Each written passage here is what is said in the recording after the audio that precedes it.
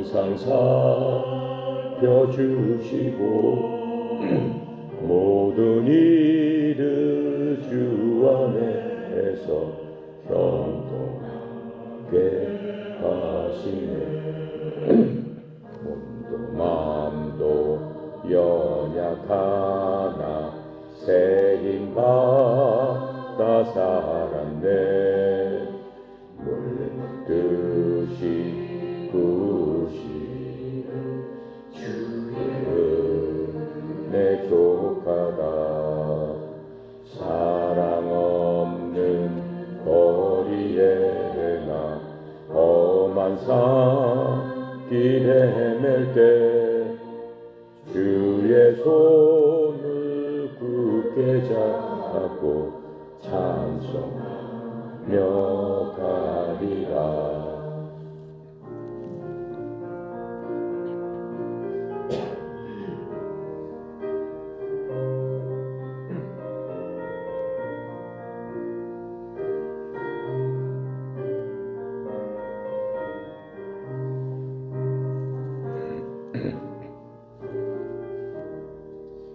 주님 다시 되올 날이 날로 날로 다가와 무거운 짐 주께 맡겨 벗을 날도 멀지 않네. 나를 위해 예비하신 고향 집에 돌아가 아버지의 품 안에서 영원토록 살리라.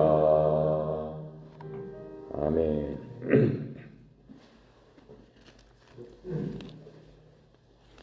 자, 에베소서 5장이죠. 5장 1절부터 우리 해보도록 하겠습니다. 1절부터 14절까지 함께 읽고 해보도록 하겠습니다. 그러므로 사랑을 받는 자녀같이 너희는 하나님을 본받는 자가 되고 그리스도께서 너희를 사랑하신 것 같이 너희도 사랑 가운데서 행하라. 그는 우리를 위하여 자신을 버리사 향기로운 제물과 희생제물로 하나님께 드리셨느니라. 음행과 온갖 더러운 것과 탐욕은 너희 중에서 그 이름조차도 부르지 말라. 이는 성도에게 마땅한 바니라. 누추함과 어리석은 말이나 희롱의 말이 마땅치 아니하니 오히려 감사하는 말을 하라. 너희도 정녕 이것을 알거니와 음행하는 자나 더러운 자나 탐하는 자 곧 우상숭배 자는 다 그리스도와 하나님의 나라에서 기업을 얻지 못하리니 누구든지 헛된 말로 너희를 속이지 못하게 하라. 이로 말미암아 하나님의 진노가 불순종의 아들들에게 임하느니 그러므로 그들과 함께하는 자가 되지 말라. 너희가 전에는 어둠이더니 이제는 주 안에서 빛이라. 빛의 자녀들처럼 행하라.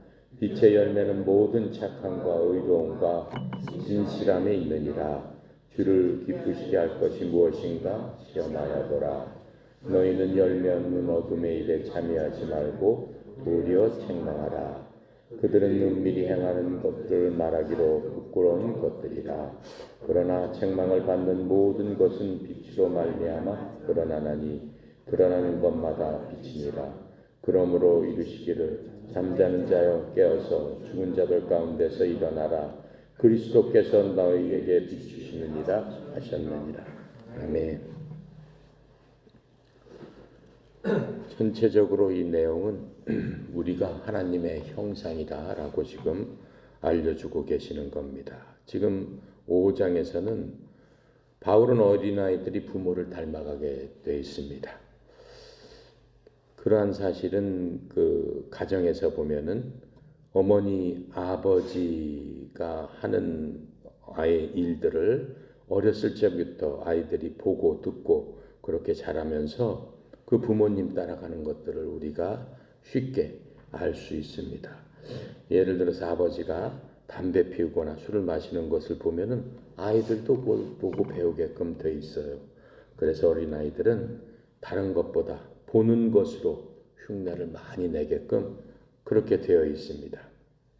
만약에 우리가 하나님의 아이들이라면, 하나님의 자녀들이라면은 우리는 하나님 아버지를 흉내내어야만 마땅한 것입니다. 이것이 이 5장에서 우리에게 세 가지 훈계에 대해서 기본으로 알려주고 계시는 말씀입니다. 첫 번째, 하나님께서는 사랑이시다라고 지금 말씀해 주고 계세요. 그러므로 사랑받는 자여 너희는 하나님을 본받는 자가 되라. 이렇게 말씀하셨죠? 이 말 뜻 그대로 보면은 사랑받는 자여, 자녀같이, 즉 누구한테 사랑을 받는다는 거예요? 하나님께로 우리가 사랑을 받는다라고 하는 거예요.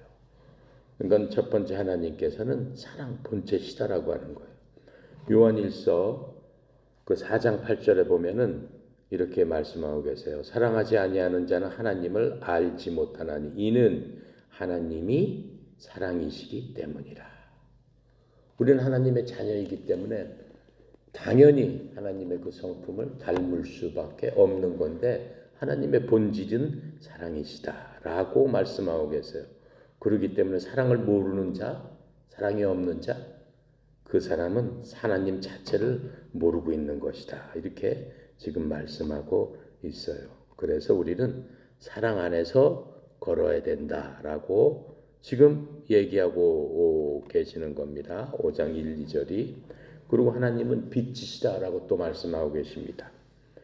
요한일서 1장 5절에 보면은 빛에 대해서 말씀하고 계세요. 그런즉 우리가 그분에게서 듣고 너희에게 밝히 드러내는 소식은 이것이니 곧 하나님은 빛이시오. 그분 안에서 전혀 어두움이 없다는 것이다. 그래서 우리는 무엇으로 살아야 된다? 빛의 자녀로 살아야 된다. 왜? 그리스도께서 우리 속에 계시고 우리는 그리스도로 말미암아 하나님의 자녀로서 새롭게 창조된 하나님의 자녀로서 하나님의 상속 유업을 받을 수 있는 그러한 권리를 갖고 있는 자이기 때문에 하나님의 자녀다워야 된다라고 얘기하는 겁니다. 그 빛이다라고 하는 얘기가 지금 우리가 읽은 그 에베소서 5장 3절부터 14절에 지금 말씀해주고 있는 겁니다.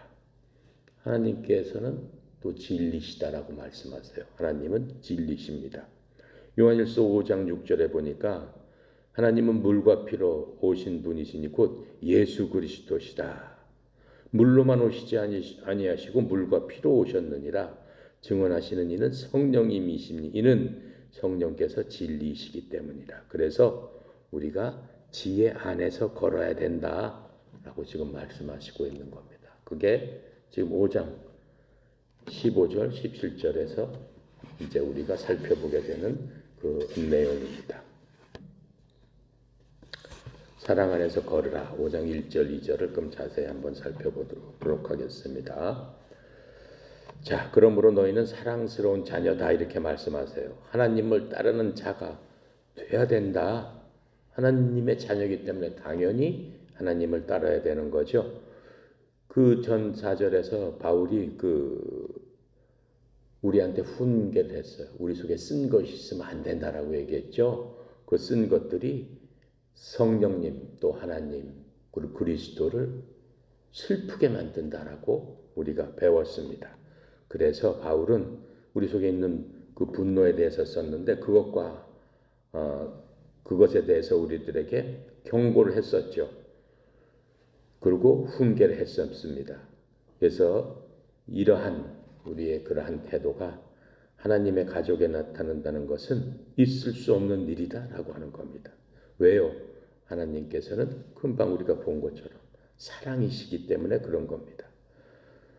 그래서 우리가 이 모든 사람들과 함께 하면서 나의 잘못도 용서를 받고 그 사람들의 잘못이 있으면은 용서를 해줘야 된다라고 지금 우리한테 말씀해주고 있고 그 훈계로서 4장에서 그렇게 우리한테 해주셨던 것들을 우리가 살펴봤습니다. 하지만 진정한 사랑은 가슴 속에서 나오는 하나님의 사랑이어야 된다라고 하는 거예요. 인간적인 사랑과 하나님의 사랑은 틀린 겁니다. 우린 보통 러브라고 많이 쓰죠. 러브는 뭐 물론 하나님의 사랑도 러브라고 쓰지만은 좀 더 구분해서 쓴다면 그것을 charity라고 합니다. 영어로서는 charity 말하자면 자애라고 얘기를 해야 되나요? 자상한 사랑 뭐 이런 뜻이겠죠. 나의 어떠한 그 이익이 안 들어가 있는 이타적인 사랑 그것을 하나님의 사랑이라고 하는 겁니다. 여러분 뭐 해서 결혼합니까? 결혼의 첫째 조건은 뭡니까? 뭐예요? 뭐 하기 때문에 결혼해요? 사랑하기 때문에 결혼하잖아요. 사랑하기 때문에 결혼합니다. 그걸 러브라고 하죠. 사랑하기 때문에. 근데 그 사랑을 결혼하기 전에 자세히 살펴볼 필요가 있어요. 그 사람을 얼만큼 사랑하느냐라고 하는 거예요. 쉬운 얘기로 사랑을 하다가 헤어질 수도 있어요. 그렇죠? 사랑을 하다 이혼하는 사람들 요새 많습니다. 신혼여행 갔다 와서 바로 이혼한 사람들도 있어요. 세상이 그래요. 그건 사랑이에요. 물론 사랑한다고 하죠. 근데 그 사랑을 자세히 살펴봐야 돼요. 사랑을 하다가 이혼한 사람들은 남보다 못하다고 그랬어요. 남들보다도 못하다. 무슨 얘기예요? 사랑을 하다 이혼하게 되면 어떻게 해요? 첫 번째, 뭐 갖고 싸우는 거예요? 재산 갖고 싸우는 거예요. 한 푼이라도 내가 더 가져가기 위해서. 있는 얘기 없는 얘기 다 꺼내놓는 거예요. 상대편을 헐뜯는데 그거는 남들보다 못하게 더 막 헐뜯기 시작한다라고 하는 거예요. 그건 사랑. 진정한 사랑이 그렇게 될 수 있을까요? 그건 진정한 사랑이 아니죠. 그거는 진정한 사랑이 아닙니다. 근데 그리스도의 사랑은 그런 사랑이 아니다라는 거예요. 나를 내주는 사랑이다라고 하는 거예요. 나를 내주는 그런 사랑이 있었으면은 가정생활이 그렇게 파탄이 날 수 있을까요? 결코 파탄이 날 수가 없는 거죠. 그거는 이기적인 사랑이다라고 얘기하는 겁니다. 근데 하나님의 사랑은 그런 사랑이 아니고 체리티의 사랑, 이타적인 사랑. 다른 사람을 나보다 더 어떻게 하는 것, 더 높이는 것. 다른 사람의 부족함을 보고는 어떻게 해요? 자기 일처럼 메꿔주려고 하고 자기 일처럼 생각하는 것. 바로 그것이 사랑이다라고 말씀하고 있는 겁니다. 그것이 하나님의 사랑이고 하나님의 성품이기 때문에 하나님의 자녀들은 그렇게 해야 된다라고 하는 거예요. 여러분들이 이제 결혼할 사람들도 있는데 결혼할 적에 그러한 사랑으로 상대편을 사랑해야 되고 그러한 사랑으로 서로 나눠야 돼요. 근데 그러한 사랑은 인간적인 사랑으로서는 할 수 없다라고 하는 게 문제예요. 성경에서는 결혼할 사람을 어떻게 하라고 그래요? 그리스도인들은 반드시 그리스도인과 함께 결혼을 해라 라고 하는 이유가 거기에 있는 겁니다. 그래서 어떠한 충돌이 나고 뭐가 부딪히면은 쓴물이 고인다고 했잖아요. 우리가 4장에서 배운 것처럼. 비터, 쓴 것들이 내 속에 쌓이게 되는데 그 비터가 어떻다라고 하는 거예요. 내 사랑으로 녹여질 수 있다라고 하는 거예요. 왜? 우리의 매개체는 누구기 때문에? 예수님이시기 때문에. 예수님으로 인해서 새로 창조된 사람들끼리 만났기 때문에 하나님께서 만들어 놓으신 인간, 원래 인간, 아담과 이브처럼 그렇게 사랑할 수 있는 조건이 만들어진다라고 하는 거예요. 근데 세상을 기준으로 한 사람들은 이미 그 기준에서 벗어나 있다라고 하는 거예요. 그 기준에서 벗어난 사랑을 하기 때문에 그러한 사랑을 기대하기가 참으로 어려운 거죠. 그래서 그리스도 안에서 짝을 맺어라 라고 하는 이유가 거기에 있고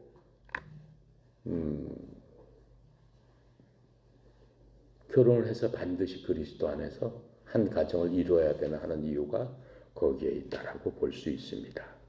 그래서 우리는 하나님의 뭐예요? 자녀이기 때문에 그렇습니다.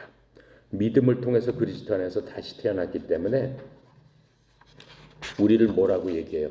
하나님의 본성에 참여한 자다라고 얘기하고 있습니다. 하나님의 본성 대단히 영광스러운 얘기죠. 하나님의 성품을 닮은 자다라고 얘기하는 거예요. 베드로서 1장 4절에서 그 얘기를 해주고 계세요. 그러므로 그것들로 말미암아 지극히 크고 보배로운 약속들이 우리에게 주어졌나니, 크고 보배롭다고 그랬어요. 이것은 너희가 이 약속들을 힘입어 정욕으로 인해 세상에 있게 된 썩을 것을 피하고 하나님의 본성에 참여하는 자가 되게 하려 하며. 구원의 목적이 바로 그겁니다. 우리 하나님의 본성을 갖고 태어난 자입니다.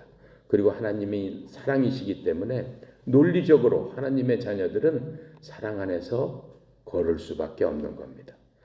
바울이 이 에베소서에서 성도들에게 사랑 안에서 걸으라고 지금 얘기하고 있는 것은 바울이 그리스도인들의 어떤 낯선 어떤 일을 하라고 하는 게 아닙니다. 새로운 일을 하라고 하는 게 아닙니다. 왜냐하면 우리가 사랑 안에서 스스로 우리 자신이 무엇이다라고 하는 것을 나타내기를 원하는 새로운 성품을 받았기 때문에 당연하다라고 지금 바울은 얘기하고 있는 겁니다. 기본적으로 옛 성품은 어때요? 이기적입니다. 이러한 이유로 다른 사람들과는 어때? 벽을 세우게 돼요. 나하고 기분이 맞지 않으면 벽을 벌써 딱 세우게 됩니다. 벽을 세우고 어떻게 해요? 그 사람을 삐딱한 시선으로 보고 결국은 싸움하게 되고 비난하게 되고 서로 화합하지 못하고 소통하지 못하고 엉뚱한 대화를 하게 된다라고 하는 겁니다. 하지만 새로운 성품은 사랑이기 때문에 상대방이 어떻게 할지라도 다리를 세워서 그 사람과 교통을 할 수 있게 돼요. 왜? 그 사람을 나보다 낫게 여기 때문에. 그 사람이 아무리 삐딱한 얘기를 하더라도 저 사람이 나보다 나은 사람이니까, 저 사람이 부족한 게 무엇이구나 하는 것들을 내가 살펴볼 수 있기 때문에 소통을 할 수 있고 화평하게 된다라고 하는 겁니다. 두 번째로 우리는 하나님의 사랑받은 자녀이기 때문에 그렇습니다. 우리는 하나님의 뭐예요? 형상을 닮은 하나님의 사랑하는 자녀입니다. 하나님께서 예수 그리스도께 그 말씀하신 대로 우리에게 말씀하십니다. 마태복음 3장 17절에 보면은 이렇게 말씀하셨어요. 보라, 하늘로부터 한 음성이 있어 이르되 이 사람은 내 사랑하는 아들이라. 내가 그를 매우 기뻐하노라. 누구한테 말씀하신 거예요? 예수님한테 말씀하셨지만 우리가 예수를 통해서 예수님의 생명을 받는 순간 새로 창조되었기 때문에 우리한테도 똑같은 말씀을 해주고 계신다라고 얘기하는 거예요. 너는 내 사랑하는 누구다? 아들이라. 그 음성을 여러분 들어야 돼요. 나나 여러분이나 힘들고 어려울 때마다 그 음성을 들어야 돼요. 내 속에 쓴 것이 들어오기 시작하면 바로 그 음성을 들을 줄 알아야 된다라고 하는 겁니다. 그래서 우리는 아버지와 사랑하는 관계로 태어났습니다. 그래서 우리의 삶에는 하나님에 대한 사랑을 누구한테 보여드려야 돼요? 아버지께 보여드려야 돼요. 아버지, 저는 아버지를 닮은 사람입니다. 라고 하는 것을 보여드려야 되는 거예요. 그게 아버지께 영광을 드리는 일이다 라고 하는 거예요. 그래서 하나님께서 자신의 사랑을 더 이상 어떻게 나타나실 수 있겠습니까?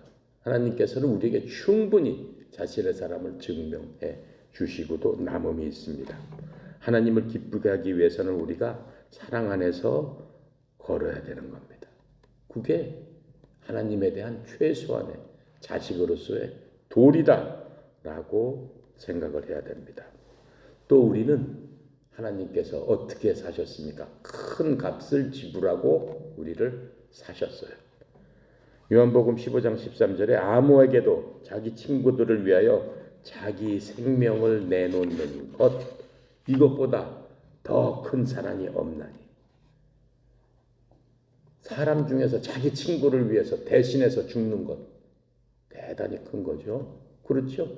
자기 친구가 물속에 급류에 빠져서 허우적거려서 죽게 돼 있어. 자기 목숨 걸고 뛰어내려가서 그 친구 구해서 살려내는 것, 이거보다 더 큰 사랑이 있어요? 없잖아요. 더 큰 사랑이 없나니 그랬어요. 그러나 하나님께서는 뭐 어떻게 하셨어요? 자신의 생명을 누굴 위해서 내놓으셨어요? 자기 친구를 위해서 내놓으셨어요? 아니잖아요. 누구를 위해서? 자신의 원수들을 위해서 자기 생명을 주셨다라고 하는 거예요. 로마서 5장 10절에 이렇게 말씀하고 계세요. 이는 우리가 하나님과 원수되었을 때 하나님의 아들의 죽음으로 말미암아 하나님과 화해하게 되었을진데 화해하게 된 자로서 더욱더 그분의 생명으로 말미암아 구원을 받을 것이기 때문이라. 우리가 원수됐잖아요. 하나님과 원수됐어요. 누구를 통해서? 마귀 때문에. 마귀의 뭐를 통해서? 죄를 통해서. 그렇죠? 하나님과의 원수는 죄예요. 죄인들이었음에도 불구하고 하나님께서는 우리를 사랑해 주셨다. 자기 아들을 버림으로써 우리를 사랑해 주셨다라고 하는 겁니다.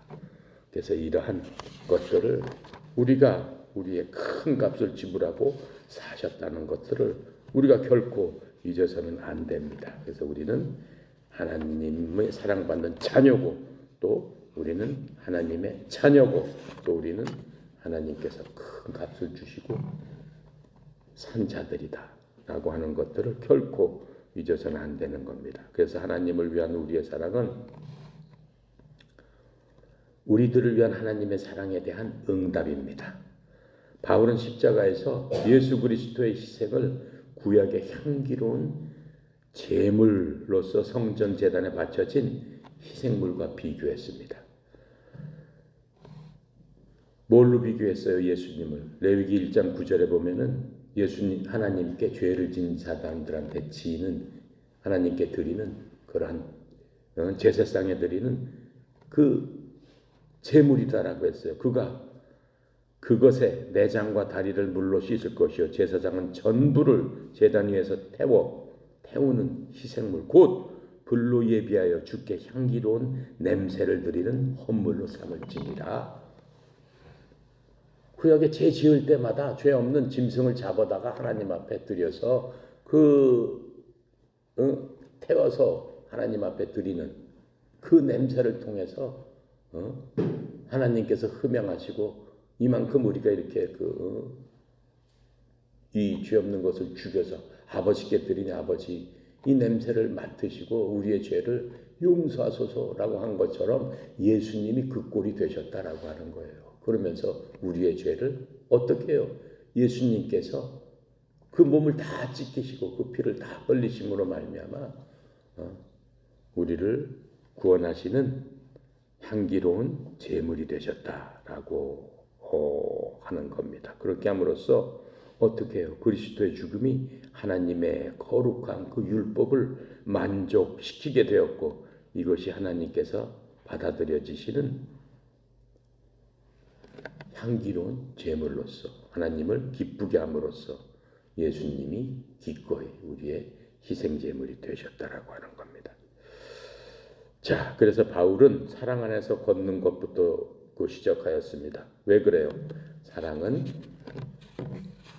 그리스도인의 뭐예요? 삶의 기본이기 때문에 그렇습니다. 내가 예수 믿는다라고 하면은 사랑이 있어야 돼요. 첫 번째, 사랑이 나와야 돼요. 사랑이 나올 수밖에 없어요. 사랑이 나오는 사람은 어때요? 모습부터가 부드러워요. 부드러워요. 사랑이 갖고 있는 사람은 그 안에 쓴 것이 없기 때문에 어때요? 벌써 사람이 얼굴을 보면은 환하고 기쁨이 넘쳐요. 그래서 그것을 어떻게 표현을 하는 거예요? 내 속에 사랑과 기쁨과 화평과 오래 참아. 왜 오래 참아요? 남들이 나에게 어떻게 쓴 짓을 하더라도 내가 사랑이 넘치기 때문에 그 정도는 참아줄 수 있다라고 하는 거예요. 그렇죠? 믿음과 부드러움과 온유함과 절제와 이런 것들이 내 속에 항상 있기 때문에 어떠한 경우에서도 어떻게 할 수 있어요? 그 사랑을 나타내 줄 수 있다라고 하는 겁니다. 로마서 13장 8절에 이렇게 얘기하고 있어요. 서로 사랑하는 것 외에는 누구에게든지 어떤 것도 비치지 말라. 다른 사람을 사랑하는 자는 율법을 성취하였느니라. 무슨 얘기예요? 하나님께서 이거 해라 이거 해라 이거 하지 마 뭐 해라 다 얘기했는데 그 모든 것들을 사랑으로서 다 커버할 수 있다라고 하는 거예요. 그 모든 것들이 완성이 됐다라고 하는 거예요. 율법. 십계명이 다 사랑 하나로 완성이 됐다라고 하는 거예요. 무엇에 대한 사랑이에요? 위로는 하나님에 대한 사랑, 옆으로는 뭐에 대한 사랑? 내 주위에 있는 사람, 사람에 대한 사랑. 하나님에 대한 사랑과 사람에 대한 사랑으로서 모든 것이 완벽하게 성취되었다라고 얘기를 하는 겁니다. 아시겠습니까? 네. 그게 5장 1절부터 2절까지의 말씀입니다. 오늘 여기까지 하고 다음 시간에